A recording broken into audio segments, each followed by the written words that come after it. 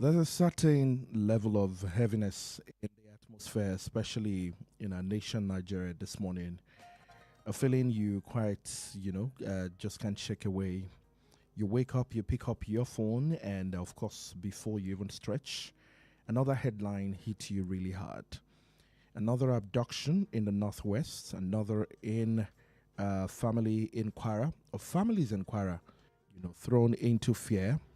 Another political house on fire, wherever you turn, the things meant to hold us together seem to be, quietly pulling us apart. And the question many Nigerians are whispering, even if they don't say it out loud, it is simple.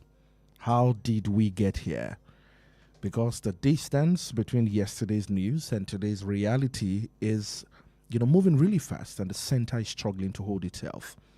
From the growing kidnapping epidemic to the deepening political crisis, from the rising tension around Nnamdi Kanu to the silence in places where we desperately need clarity, the nation feels like it is standing at a crossroad, looking for a voice of reason, a path of safety, something to believe in again. This morning, as we journey through the stories, the headlines on Perspectives Unlimited, stories making the rounds in the nation, let's do more than read them. Let's sit with the weight of what it means for us as citizens, as families, as people, hoping and holding for a better nation, Nigeria. And on that note, we welcome you to the program, Perspectives Unlimited. Thank you for joining us this morning. 89.3 FM, Wells Radio, your preferred wholesome radio. And your state's number one family radio station is where you're listening to. We're broadcasting live from Wells Broadcasting House along Galafin Avenue, Oluyole Estate here in Ibadan, the capital of your state. We say good morning to you and thank you for joining the program this morning. Let's go through the top stories across major dailies. This morning we will be reading from the Punch newspaper, The Guardian, and right after that we read from the Vanguard newspaper this morning on the program. Come along with us. Let's start with the Punch newspaper. On page 24, heavy ransom. Bandits demand 3 billion naira to free Kwara church goers. It's on page 24. Bandits demand 3 billion naira to free the church goers. That's on page 24 of the Punch this morning. All right. The major story this morning on the Punch: life jail for Kanu.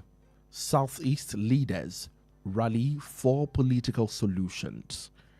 The writer to the story says, Kanu to appeal judgment, Igbo elite to meet Tinubu. How Kanu sparked courtroom chaos before life imprisonment.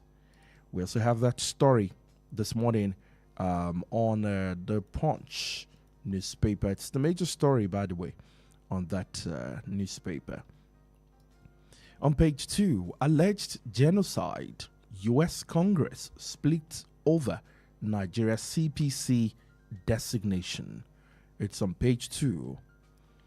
On page 24, Obafemi Awolowo's grandson, Segun, dies at 62.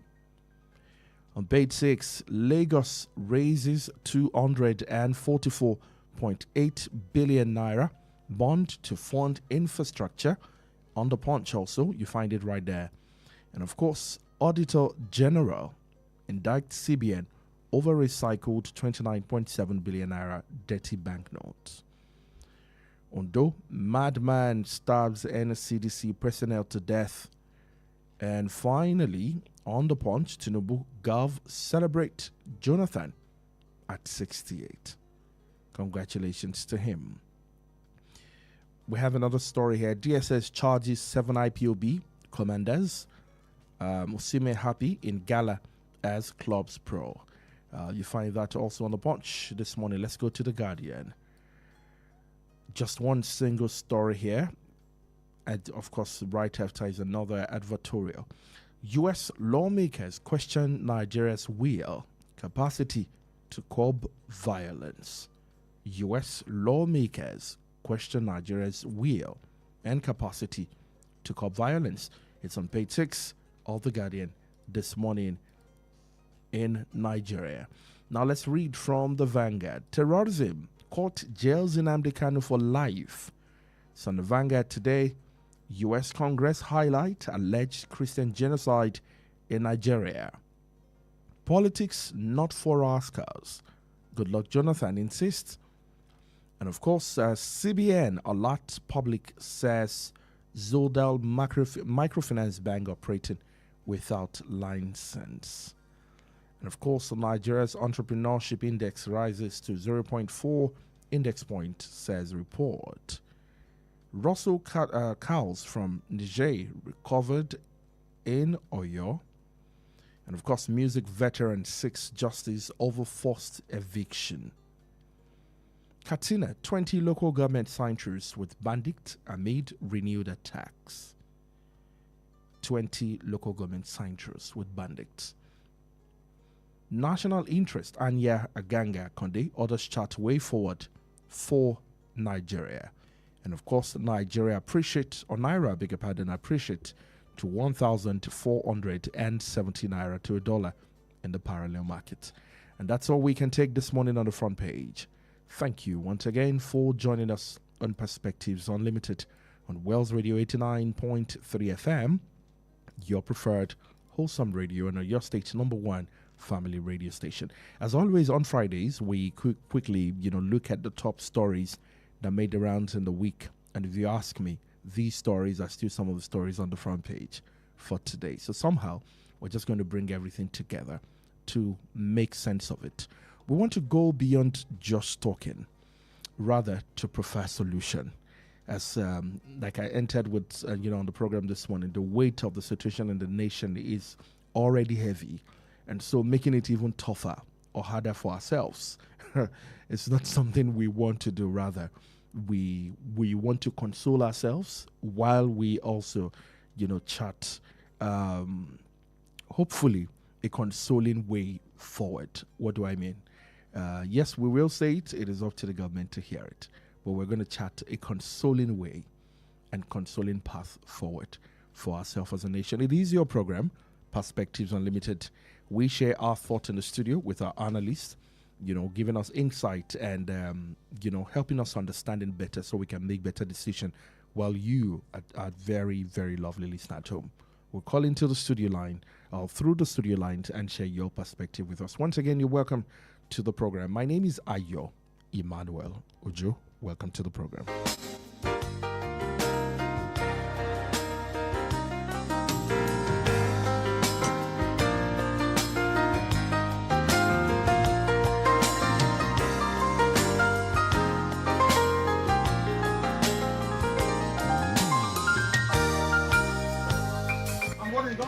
Don't touch me.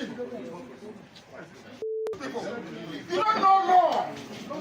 Show me where it says you can wear my right address. Show me the law. Show me the law. Show me the law. You don't know law. They are remoting you. You're writing rubbish. Show me the law. Any judgment, let it be on record. Any judgment given in this court is rubbish. Ask him where is the law. Is now being frowned upon by the international community. Consequently, and in the interest of justice, I hereby sentence the convicts to life imprisonment for the said counts 1, 4, 5, and 6 instead of death sentence. Life is sacred to God. Before every NEC meeting, there will be a BOT meeting. So the BOT will hold first before the NEC. And this is an emergency NEC meeting. Well, this is laughable. Because first of all, there's no convention in Ibadan. What makes a convention? For every convention, the National Secretary will state the affairs of the party if there's any convention. Outside the court judgment that says we should not hold. And as a law-abiding organization and party, we are led by the rule of law. So we decided that we shouldn't hold the convention.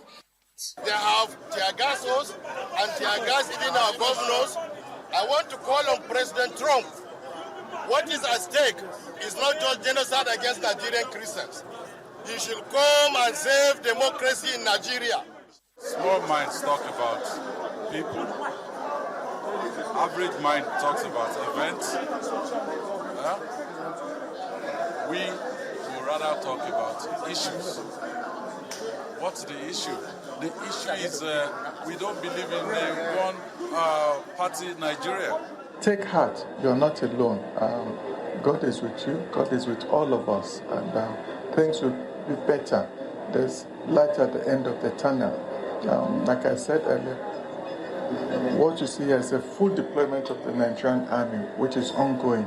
With the present intervention, about 900 troops were sent to Kwara. Additional troops were sent to Kwara. Do you think the Nigerian government is capable of putting a stop to the violence? And then this is where I say that with the Nigerian government actually looking at where the inefficiencies lie or where the weaknesses are within its institutional capacity.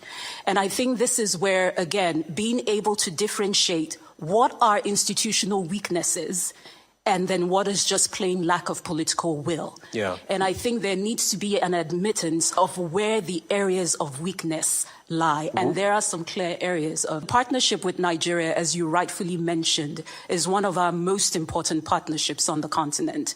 As was mentioned, by 2050, the population of Nigeria will surpass the population of the United States. It is now being frowned upon by the international community. Consequently, and in the interest of justice, I hereby sentence the convicts to life imprisonment for the said counts 1, 4, 5, and 6 instead of death sentence. Life is sacred to God.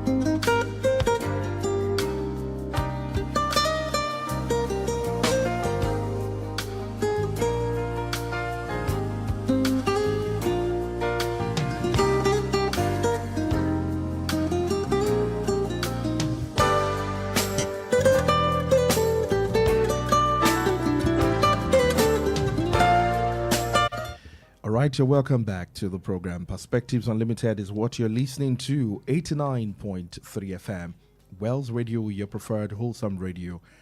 We're broadcasting live from Wells Broadcasting House along Alafin Avenue, Oluyole State, here in Ibadan, the capital of your state. You listen to the voice of course, Nnamdi Kanu in court, just at the moment where the judge, Justice Omotosho, expelled him off, out of the courtroom, and of course some of the words he used on the judge, and of course right after that you also listen to the court's the final judgment, which took a while. I think the judgment was eventually announced at 5 minutes past 3 o'clock, past 4 o'clock in the in the evening, afternoon thereabout. Also the PDP crisis, and of course all that happened at the Wadata Plaza in Abuja. Very embarrassing moment, if you ask me. Did you see the video? Have you seen it?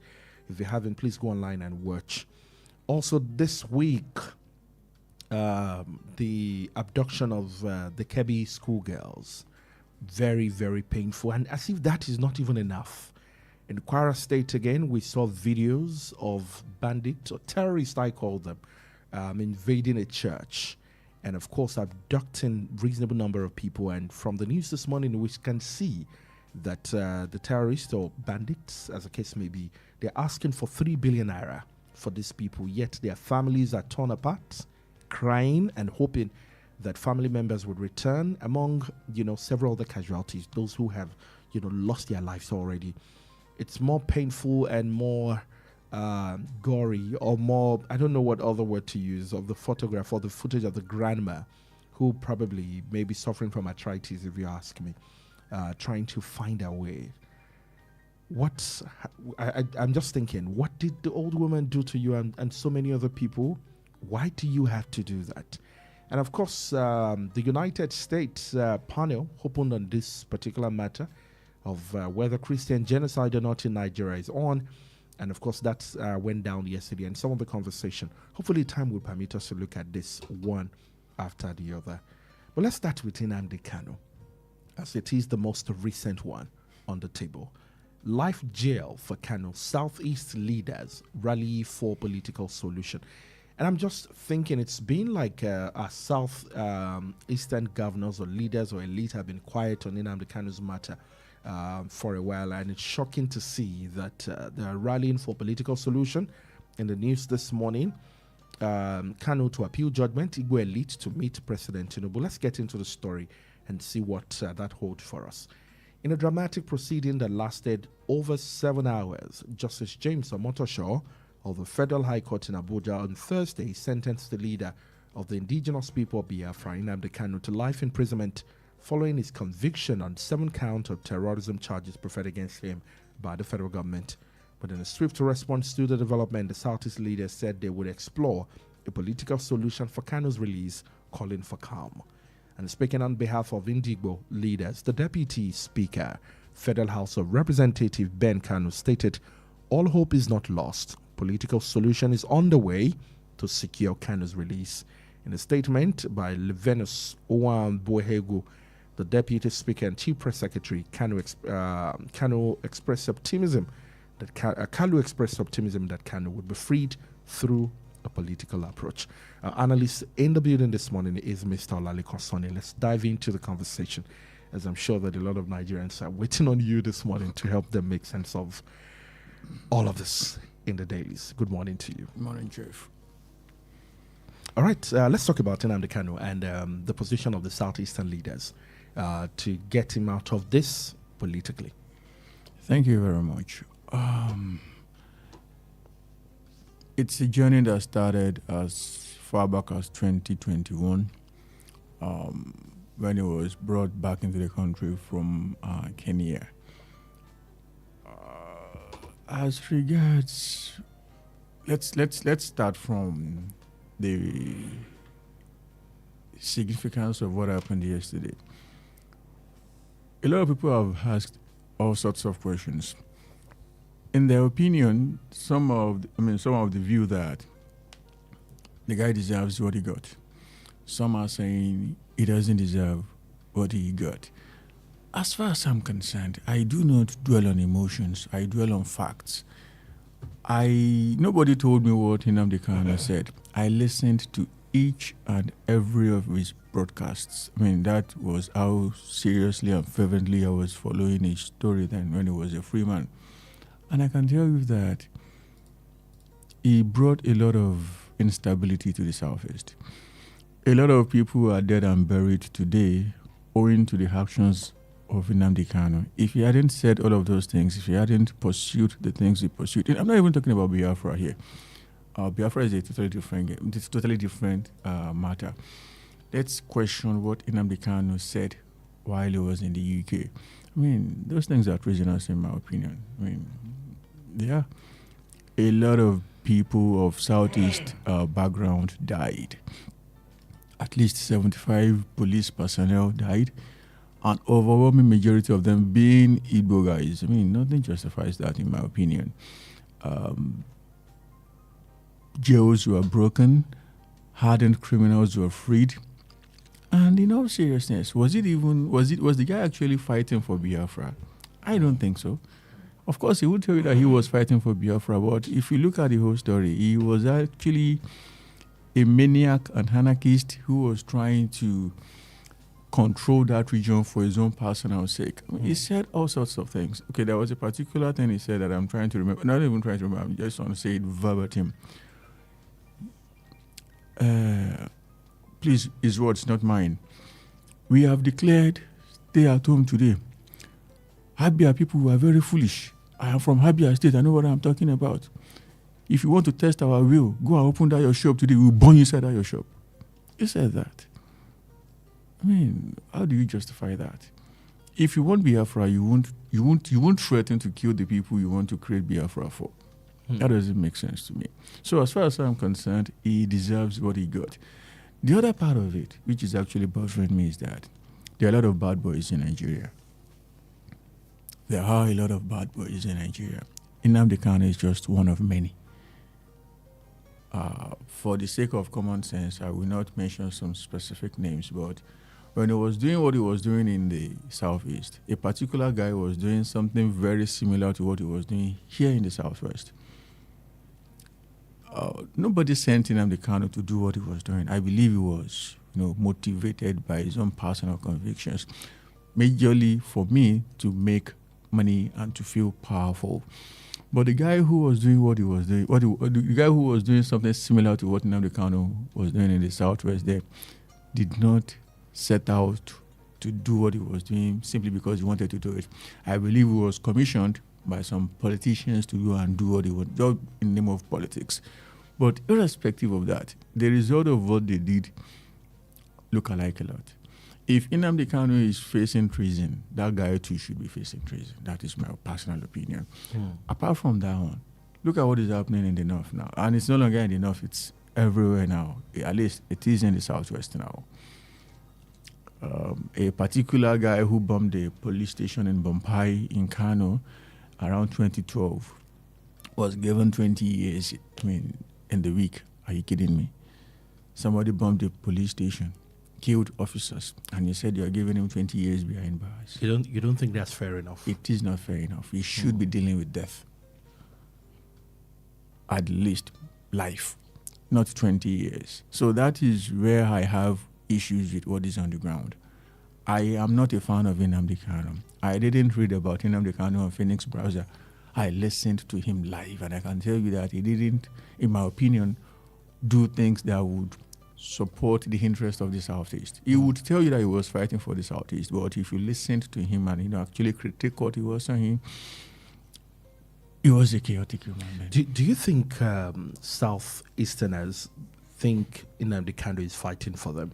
A part of this report says that Southeast leaders expressed confidence that President Tinubu would listen to their pleas of well-meaning Igbos on this matter. This particular guy I'm talking about from the Southwest, when he was doing what he was doing then, 99.9% of Southwesterners felt like this guy was fighting for them.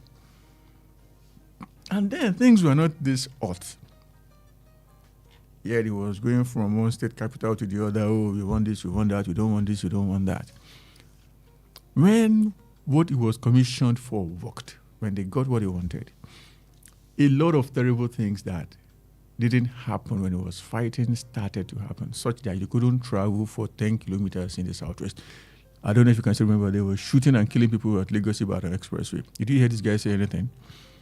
He was, and still he is, in a faraway country, enjoying himself.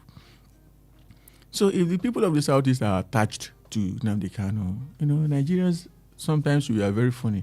We do not know how to process. I should tell you that in the Southwest, after the drama of this particular guy I'm talking about, kings were killed. Some on the road, some in their palaces. That is a taboo in Yoruba land. You don't kill a king. When all of that when all these things were happening, did you hear anything from this guy? Yet, the people will tell you that, oh, that's our savior.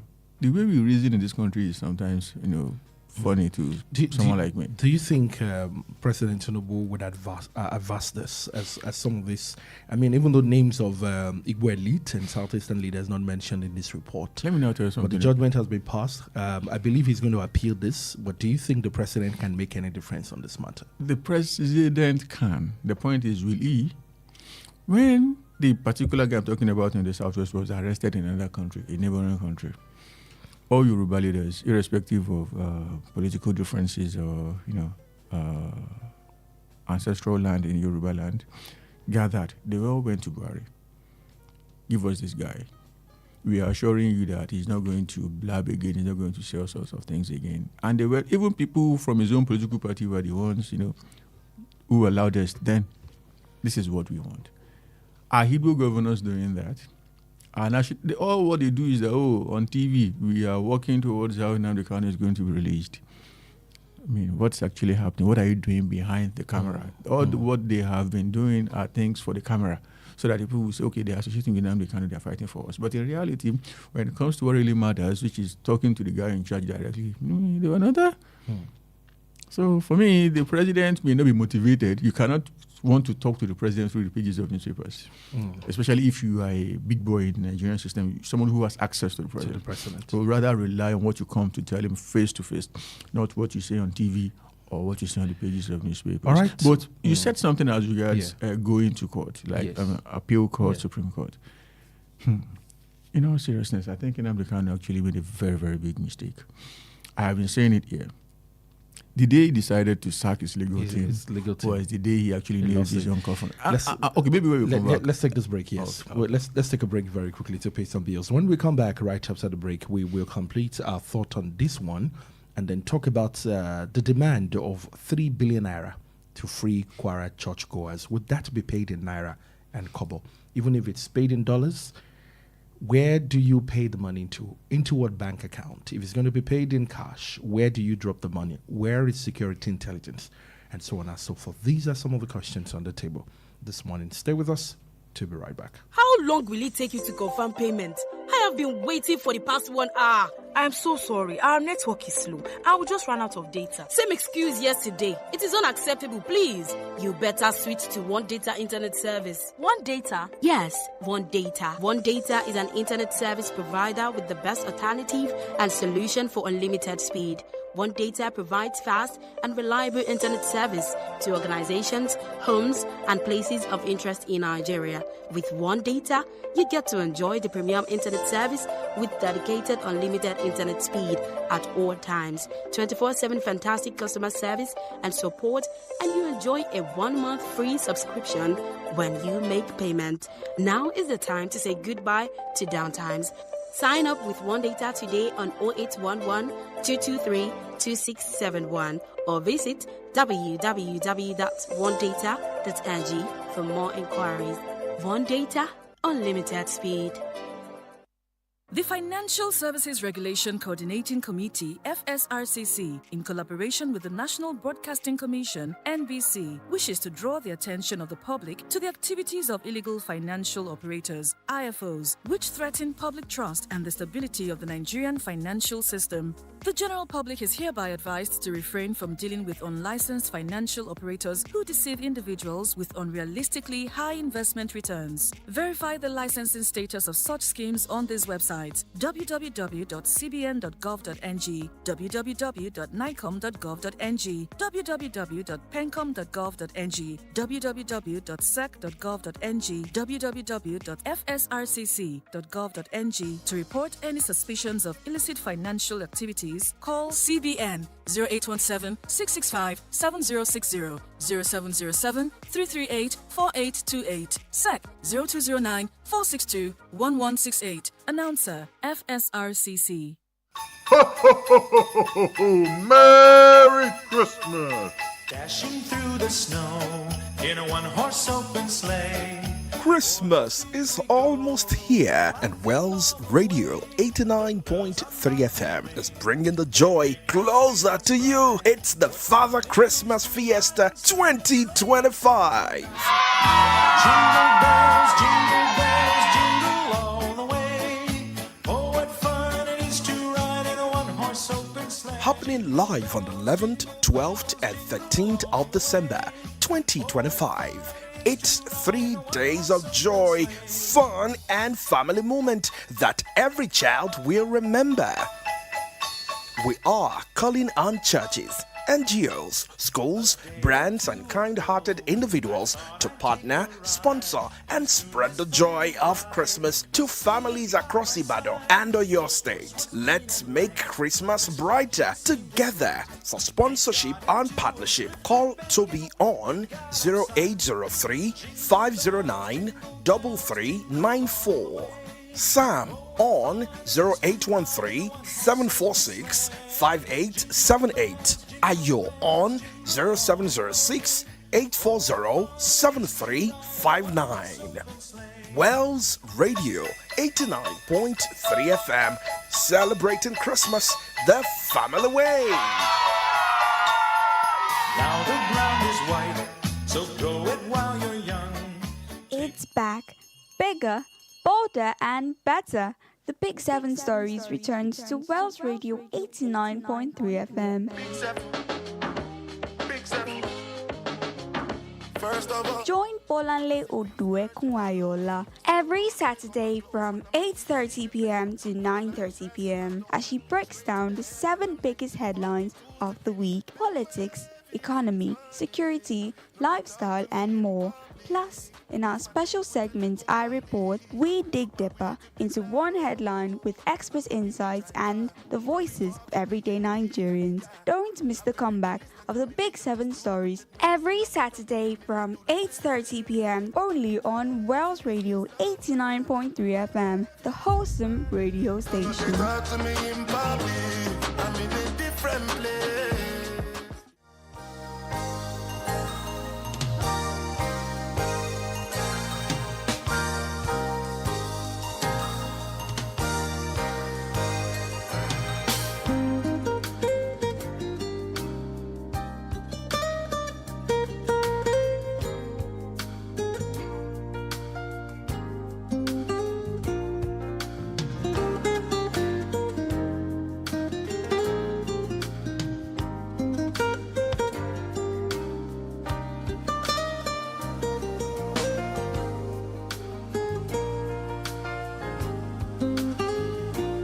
Do you think the Nigerian government is capable of putting a stop to the violence? And then this is where I say that with the Nigerian government actually looking at where the inefficiencies lie or where the weaknesses are within its institutional capacity. And I think this is where, again, being able to differentiate what are institutional weaknesses and then what is just plain lack of political will. Yeah. And I think there needs to be an admittance of where the areas of weakness lie. And there are some clear areas of partnership with Nigeria, as you rightfully mentioned, is one of our most important partnerships on the continent. As was mentioned, by 2050, the population of Nigeria will surpass the population of the United States. Take heart, you're not alone. God is with you, God is with all of us, and things will be better. There's light at the end of the tunnel. Like I said earlier, what you see is a full deployment of the Nigerian army, which is ongoing. With the present intervention, about 900 troops were sent to Kwara. Additional troops were sent to Kwara.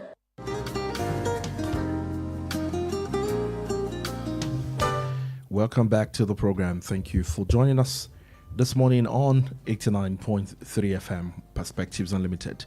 0916-893-1000, 0915-333-4893, and 0911-333-3893. 0916-893-1000, 0915-333-4893, and 0911-333-3893. When we put the call through, please let's be very civil. In our conversation, let's be very, very civil. We can make our thoughts without, insulting anyone or throwing shades at anyone. Just your perspective on the matter. And of course, we will be more than glad to have you join the conversation this morning. Before the break, we were just about concluding the Nnamdi Kanu life in jail sentence that he got yesterday. And of course, reviewing the position of Southeastern and Igbo elites, saying they will reach out to the president, and they are more than sure that the president, will listen to them, and further urging the people of the Southeast and all Nigerians to remain calm. I asked the big question: do you think Southeasterners believe that Nnamdi Kanu is fighting for a just cause for them, especially with before now the stay at home on Mondays, and what we know that part of Nigeria for, especially economically, to our nation? I don't think an average Southeasterners would intentionally want to stay at home on a Monday, knowing that Naira and Kobo is going down the drain if they sit at home. Are they behind Nnamdi Kanu? Or Nnamdi Kanu is just by himself? You were just at the tip of concluding your thought before the break. Yes, I said it then that in Nigeria, once you attach your thoughts, be it that they are noble or they are evil, Once you attach your thoughts to ethnicity or religion, you have already melted the brains of so very many people. And that's the truth of the matter. A lot of Southeasterners have sympathy for him. I have spoken to some of my friends from that part of the country who do not have any sympathy for him. They'll tell you that these guys has destroyed their economic livelihoods. I mean, a lot of people are 6 feet below now because of what he said and all of that. What I'm trying to say here is that what does the future hold for Nnamdi Kanu? The only way out for him right now is a political solution where the president is going to say, okay, I am granting this guy pardon. If you want to go through the court, I think he has actually shot himself in the foot, if not in the head, in that area. He sacked his legal team. The last legal team he had was headed by Colonel Godwin Agabi. Colonel Godwin Agabi is a former Attorney General of the country under President Obasanjo. He is somebody who knows his onions. When he sacked Agabi and his team, the judge told Mr. Kanu, Nnamdi Kanu, you're making a very big mistake here. Don't do this. Yes, you have the right under the law to defend yourself, but you are dealing with Begawo Molo. This is a seasoned prosecutor. You have no chance of winning with this particular prosecutor. Nnamdi Kanu was saying all sorts of things. Oh, you don't know law, you don't do this, you don't do that. Okay? Initially, he said he was going to bring people like Sanwo-Olu, Wiki, and Co. to come and testify. And I was like, are you kidding me? These are guys who are going to roast you because you made things difficult for them. For Sanwo-Olu, I heard him say, anywhere you see Sanwo-Olu, attack him. That is treason. You don't threaten a sitting governor or president. It's treason, straight. And you are still saying you want to bring people like that to come out. Along the line, he said he's not even filing any defense. Why? I was in the UK when I was saying all of those things, not in Nigeria. For that reason, you don't have jurisdiction. Are you kidding me? The law says that wherever you are doesn't matter. What you are doing is what matters. Is what you are doing of effect to Nigeria or Nigerians? Yes, that is it. So what I'm now trying to point out is that when he failed to file a defense, there is nothing to take to the Court of Appeal or Supreme Court, as the case may be, because when you go to the Court of Appeal, you are going to say that in your opinion that the trial judge erred to view your evidence, to do this, to do that. You don't present evidence. They don't go and hack you cases in Court of Appeal or Supreme Court. Rather, you fall back on the things that you have presented while at the trial level, High Court. He didn't present anything there. So what do you want to take the Court of Appeal or Supreme Court? And the judge kept adjourning the case. At a particular point, he said, I've never seen a judge do that before. My dear brother, anybody who finds it difficult to believe what I'm saying should Google it. My dear brother, you are making a very big mistake. I beg you in the name of God, file your defense. I've never seen that before. He even said something. This thing that you are doing is something that you do not understand the significance of. Talk to a criminal lawyer, not an oil and gas lawyer, not a company lawyer, a criminal lawyer, for them to explain the significance of what you are doing. It is weighty. Don't try it. Even if it's a flimsy defense, file something. When you now get to the Court of Appeal, you will now say, okay, you want to add something. But if you didn't submit anything here, there is no room for you to add. That is it. Finally, before we leave this, Nnamdi Kanu matter, do you think Nnamdi Kanu's language is standing? If you see him even in court yesterday, still very defensive, no sense of remorse or anything attached to it. And I'm sure that I think the judge mentioned that at some point. Yes, that is unruly. Yes, unruly. Even if the president wants to do something, do you think that is unruly behavior alone? I mean, if you want to forgive somebody, I mean, I'm just saying we're not in court. It must be someone who is remorseful. Yes, remorseful. I'm just saying assumption. Would you, if you were president? The other guy who was incarcerated in a foreign country not too far from here, when notable Yoruba leaders went to meet him in that country, you could see his comportment. He was remorseful, he was calm, he didn't say anything that could, add petrol to fire. But the penultimate court sitting before that of yesterday, they have not given back to the judge that can jail me. Seriously? You are in somebody's court, you are docked in somebody's court. I say saying they are not giving birth to anybody who can jail you. Guy, calm down. And it's not something, a lot of people have argued that, he started behaving like that, owing to incarceration, all of that. No. I listened to each and every of his broadcasts. That is typical Nnamdi Kanu. All right. 0916-893-1000. Hello, good morning. Hello, good morning. Hello. Good morning. Good morning, sir. Mr. George. Hello? I said, George, calling you from Ologuero. Good morning, Mr. George. Thank you for calling. Yeah. I want us to look at so many things. Mr. Sonny. Sir, morning, sir. You know, I'm a fan of, and I like you because you research into issues very well, and you follow them. That is why I'm your fan. Thank you, sir. But I want to draw your attention to certain incidents that have passed before. Please proceed, By sir. my age, at least, I know some of the things that happened before the Civil War. Okay, sir. We are treading the same route now. We are treading the same route now. And I pray that we don't go back to that stage in the life of this country. Amen, sir. The judgment of a Omotosho would have been done by two or three judges that recused themselves from the Nnamdi Kanu. Just one, sir. Binta Inyako, sir. And she didn't recuse on her own. It was Nnamdi Kanu who said that the woman should leave his case. Wait. There are things that we have to look at if we want to solve problems, especially when you have had pitfalls in the past. We are not looking at them. I want to say here that if we don't take time, we are working towards the same thing that happened before the Civil War. And Nigeria should be very, very careful. We don't need it. We don't need to fight civil wars. All right.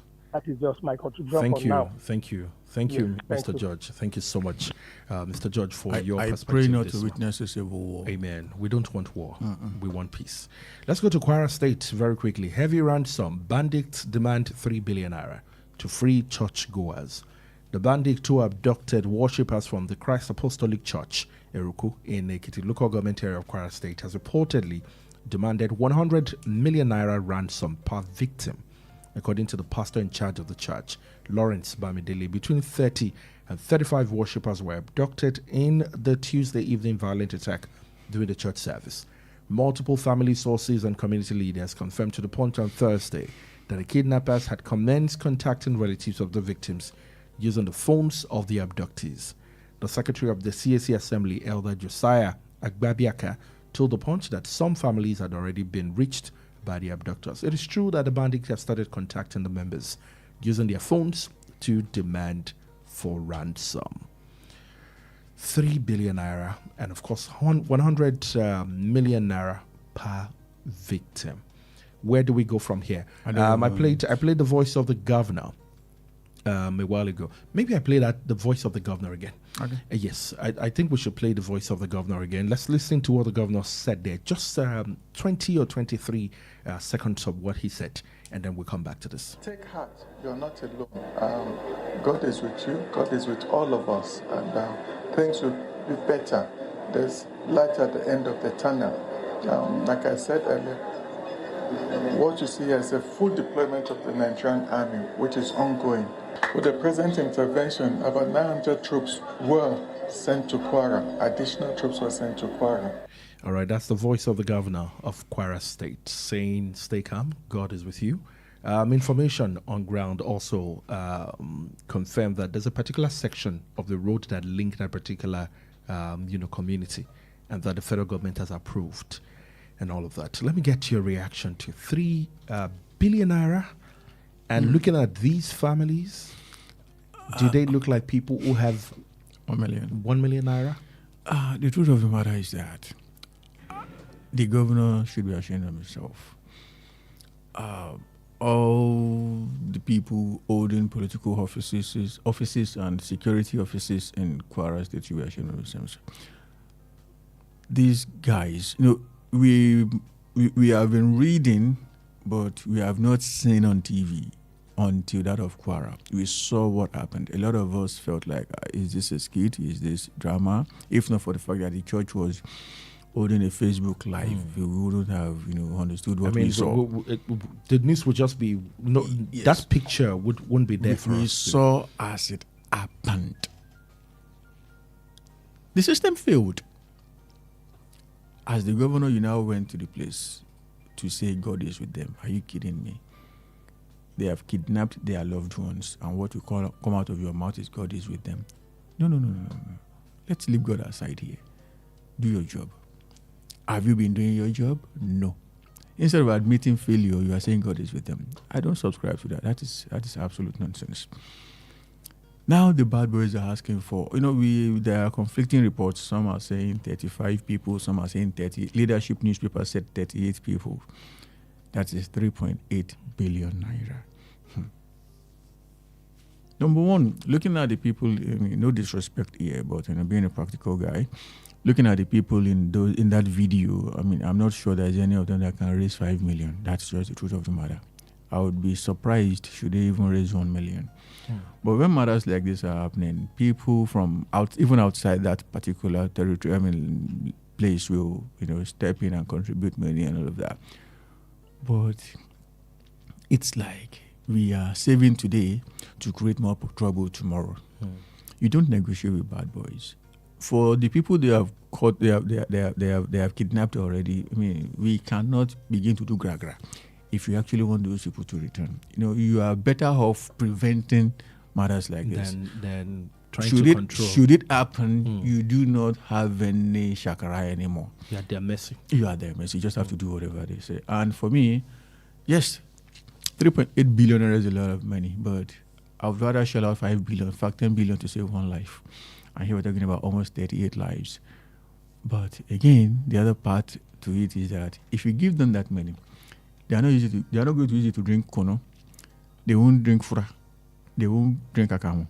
They will buy more guns and more bullets. And that's where I'm going to. And I think that's where we have a big challenge here. Yes. I mentioned earlier, would this money be paid in cash? Would this money, if eventually, would it be paid in cash? Would it be paid via transfer? Right? If it's paid via transfer, whose bank account? Why do we have BVN? The truth of the matter is that at this particular point in time, the government is failing. The government cannot tell us that they do not know where these people are, because your phone, without even making a call, can be tracked. The moment you make a call, they know the exact geolocation that you are making that call from. Let's forget about Henna.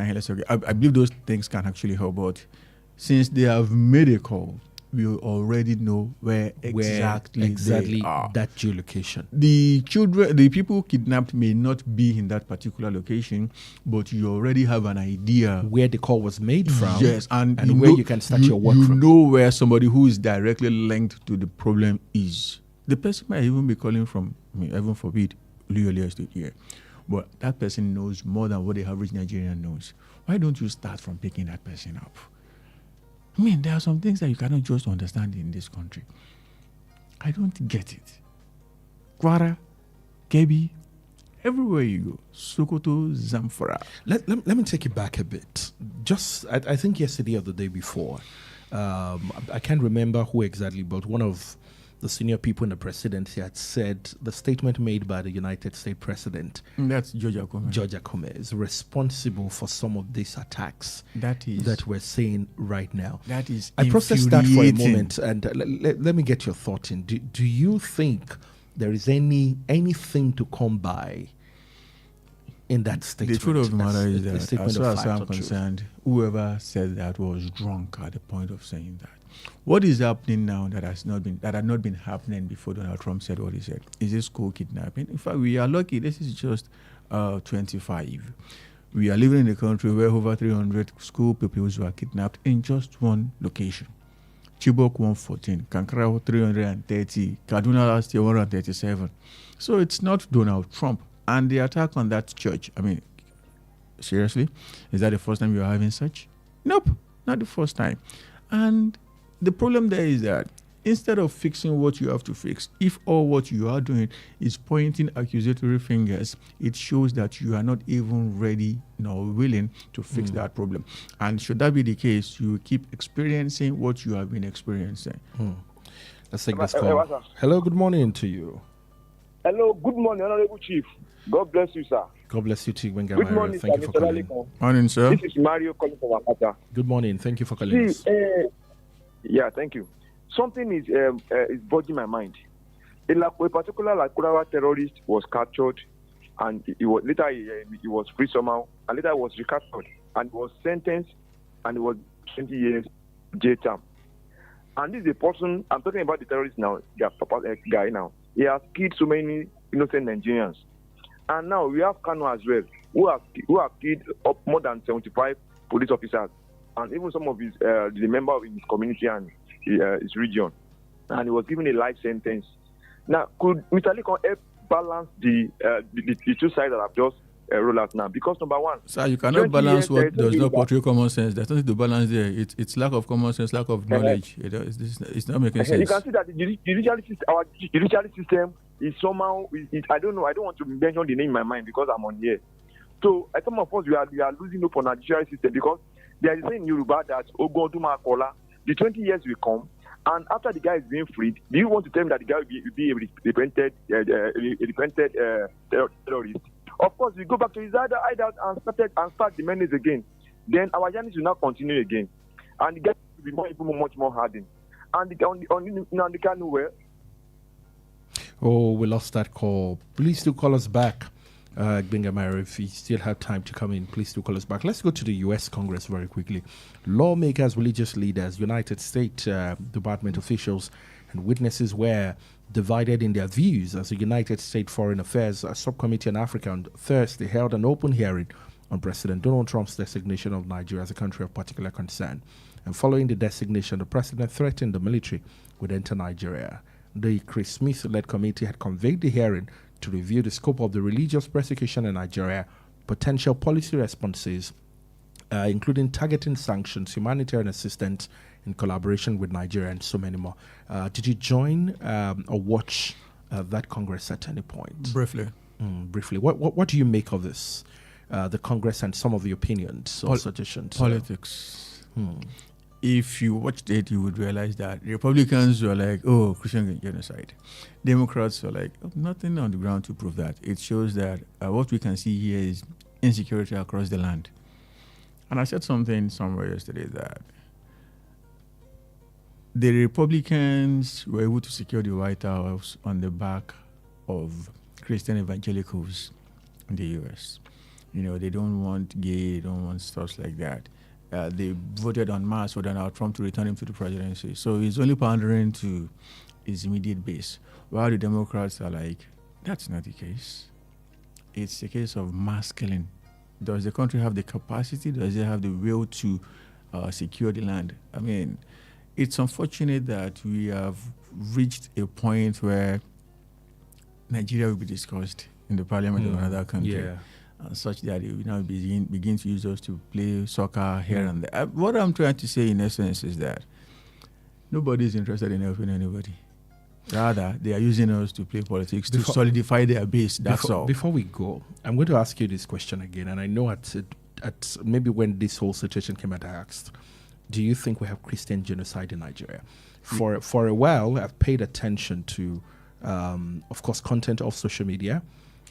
Some ministers of the gospel in some of these areas, and looking at some of the figures they have as to the number of their members they have buried in cold blood. I watched a video of a particular bishop. Yes, made, and the list of people who were killed in one night just in that particular location among so many others. Is that enough for these people to call it a genocide? I cannot blame anybody who is from that community who is labeling this a genocide. Okay. But if you look at it with a larger lens, you will understand that what we have in Nigeria is just mass killings. If you kill, God forbid, 50 people in Sokoto today, chances are very high that 49 of them are going to be Muslims. Yeah. If you kill 50 people in Benue or Plateau State today, chances are very high that 49 of those 50 are going to be Christians. It's like that. The point now is this: are they killing in Plateau alone? Are they killing in Sokoto alone? Nope. They are killing across the land. So it tells you that these guys are only interested in killing, looting, maiming, and all sorts of negative things without interest in religion or ethnicity. What do you expect of the presidency of the president in Nigeria at the moment? I'm not. I mean, the president cancelled his trip. That's nonsense. I mean, I believe what has happened since then? I should tell you, bad things have happened again in Borno after the general was killed. Yesterday in Kwara State, 4 people were kidnapped, 2 were killed. The same Kwara State where we were talking about this. Kebbi, things have happened again. Sokoto, things have happened again. It's not about what I expect the president to do, because if it were to be someone I would expect something to come from, things would have happened in the past. Things have not happened owing to the fact that, as far as I'm concerned, he doesn't even know what to do.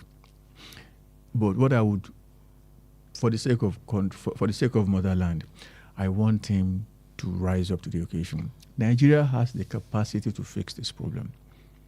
We have NIN, we have BVN. You can know exactly where these guys are.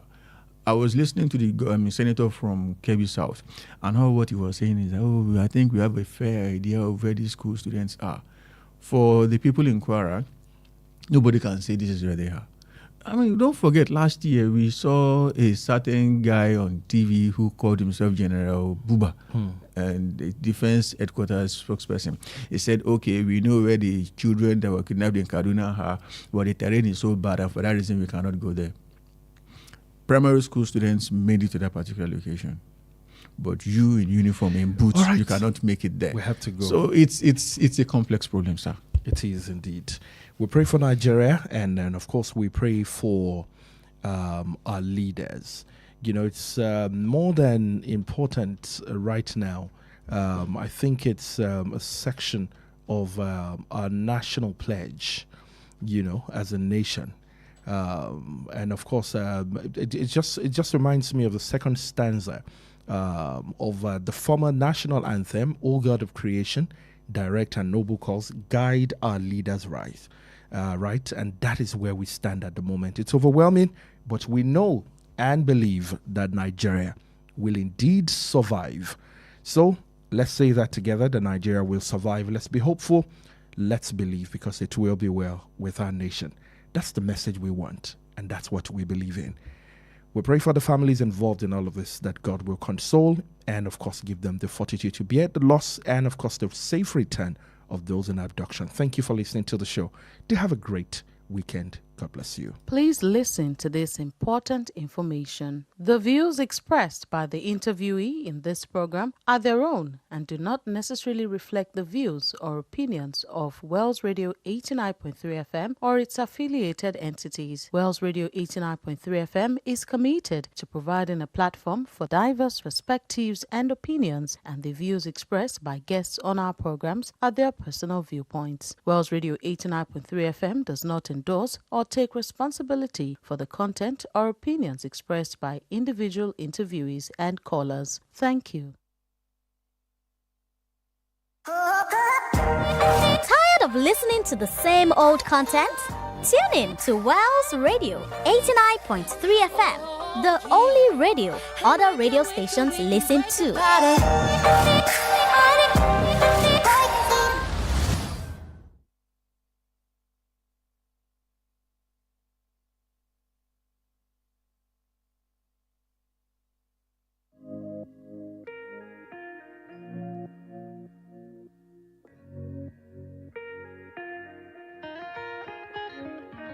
Is invincible.